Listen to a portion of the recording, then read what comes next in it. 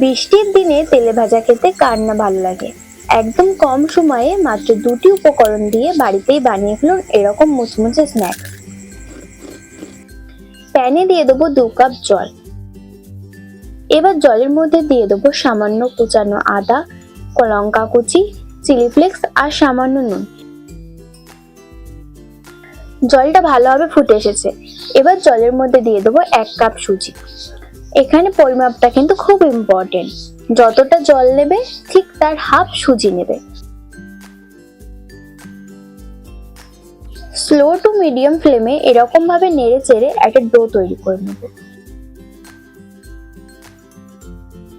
সুজির ডো তৈরি হয়ে গেছে। এবার নামিয়ে হালকা ঠান্ডা করে নেব। ডোটা হালকা ঠান্ডা হয়ে গেছে। এবার 1 চামচ তেল দিয়ে মেখে নেব। ডোটা কিন্তু হালকা গরম গরম থাকতে থাকতেই মাখতে হবে, তা না হলে ঠান্ডা হয়ে গেলে ডোটা শক্ত হয়ে যাবে।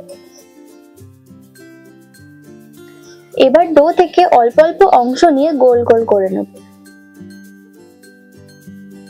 এবার এরকম ভাবে চেপে আঙুলের সাহায্যে ছিদ্র করে নেব। এরকম ভাবে সবকটা স্ন্যাক্স বানিয়ে নেব।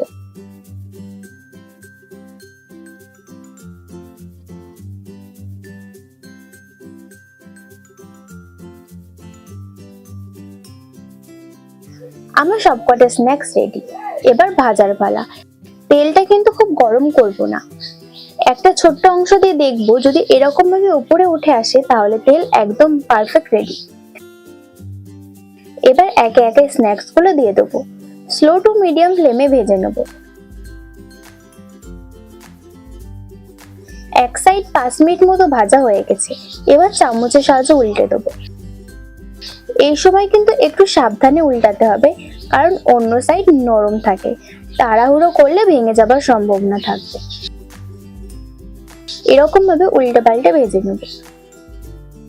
যখন দেখবে এরকম ব্রাউন কালার হয়ে এসেছে তখন নামিয়ে নেব, কারণ নামানোর পরও এদের কালার চেঞ্জ হবে। সস দিয়ে পরিবেশন করব। সাউন্ড শুনে বুঝতে পারছো স্ন্যাক্স গুলো কতটা মুচমুচে ও খাস্তা হয়েছে।